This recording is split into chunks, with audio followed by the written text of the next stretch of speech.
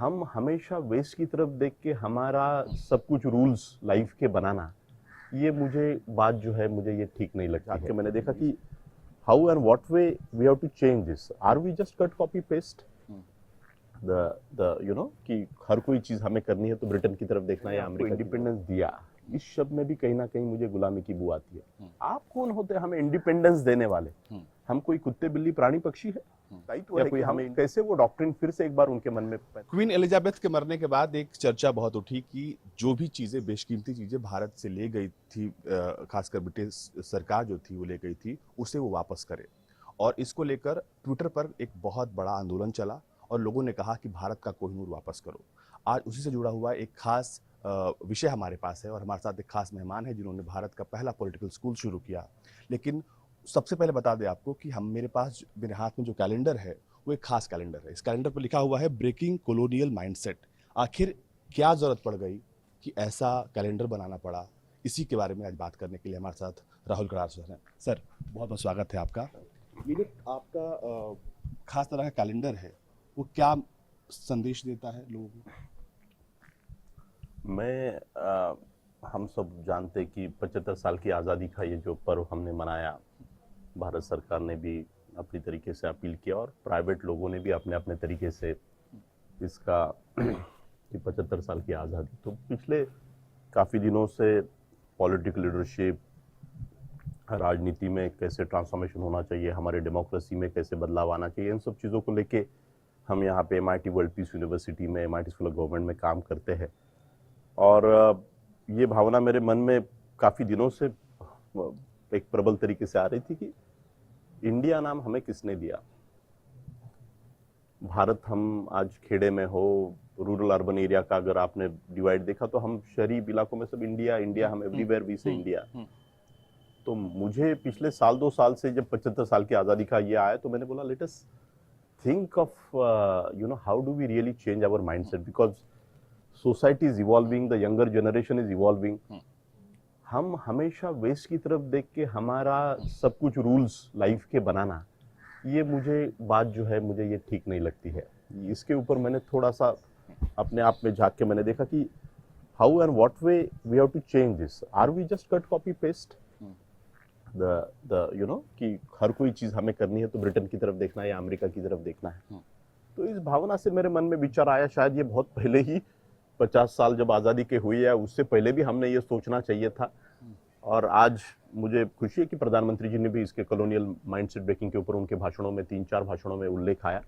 लेकिन जितने भारत के हमारे नेता, हमारे मुख्यमंत्री, हमारे विधानसभाओं के अध्यक्ष, हमारे स्पीकर्स, सभी लोगों ने इसके बारे में एक सुतोवचन करके सबके सामने रखना चाहिए कि हमें भारत में कॉलोनियल माइंडसेट का ब्रेकिंग की जरूरत है। तो इसलिए मैंने ये कैलेंडर जो बनाया और सभी 4000 MLAs को, MPs को, मिनिस्टर्स को, गवर्नमेंट के जितने भी डिसीजन मेकर्स है, सबको मैंने ये भेज दिया कैलेंडर कि भाई इस तरीके से सोचो कि भाई इवन इंडिपेंडेंस डे, अजीत जी कि मैंने आपको इंडिपेंडेंस दिया, इस शब्द में भी कहीं ना कहीं मुझे गुलामी की बू आती है। आप कौन होते हैं हमें इंडिपेंडेंस देने वाले?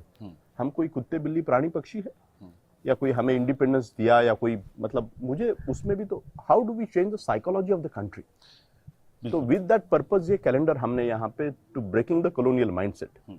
और कल ये जो कुछ चर्चा अब बाकी हो रही है, ये अच्छी बात है और बहुत बड़े पैमाने के ऊपर होनी चाहिए ऐसा। क्योंकि आपने बनाया है तो आप एक बार दर्शकों को दिखाएं कि आखिर आपका ये कैलेंडर क्या कहता है। पहले तो इंडिपेंडेंस डे, मैंने इंडिपेंडेंस डे के बारे में मैंने यहाँ पे एक बात बोली कि भाई इंडिपेंडेंस डे का नामकरण बदल के नेशनल डे हम कह सकते हैं क्या, कि या समथिंग एल्स। मैं ये नहीं कहता कि यही कहे, बट मुझे इंडिपेंडेंस डे ये शब्द से मुझे खुद को अंदर एक अच्छा भाव नहीं आता है।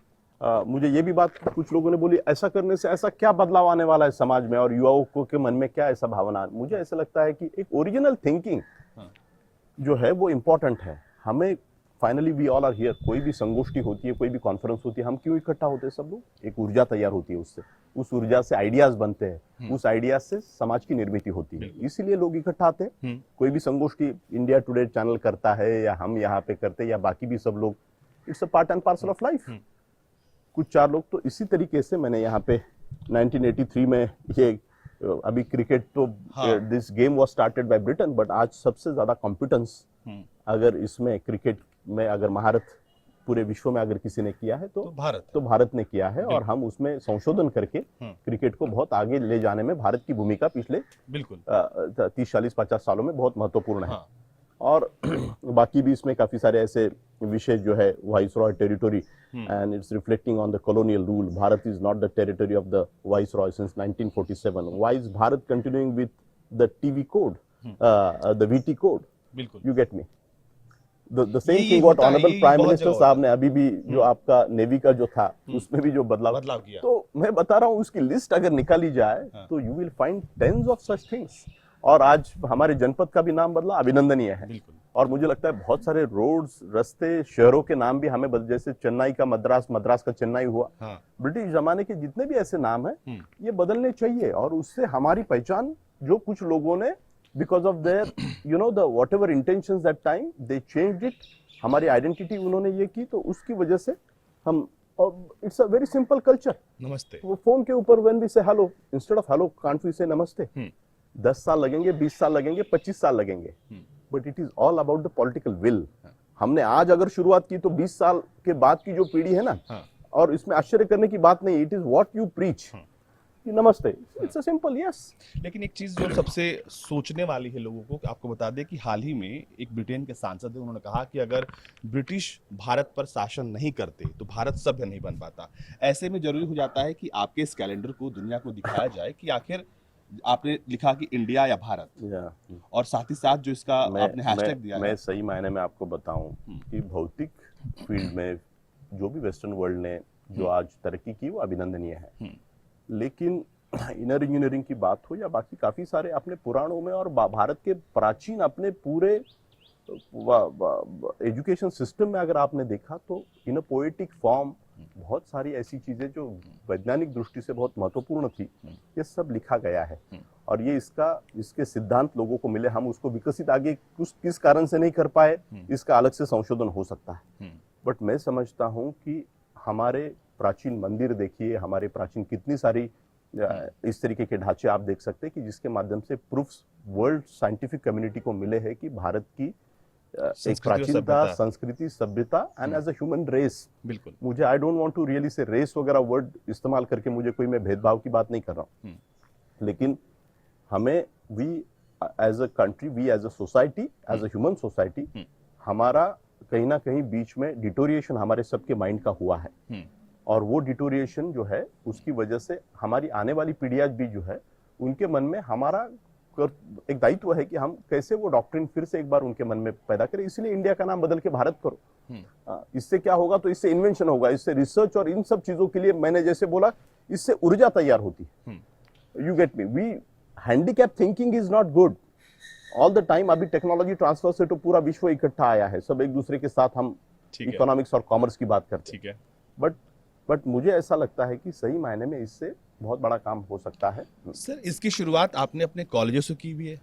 यस, मैंने ये कैंपेन बड़े पैमाने के ऊपर 60,000 स्टूडेंट्स मेरे यूनिवर्सिटी में, MIT वर्ल्ड पीस यूनिवर्सिटी में पढ़ते हैं और पूरे ग्रुप में पढ़ते हैं, तो मैंने ये भाव मेरे तरीके से, मेरे क्षमता के अनुसार मैंने ये बात बोली है।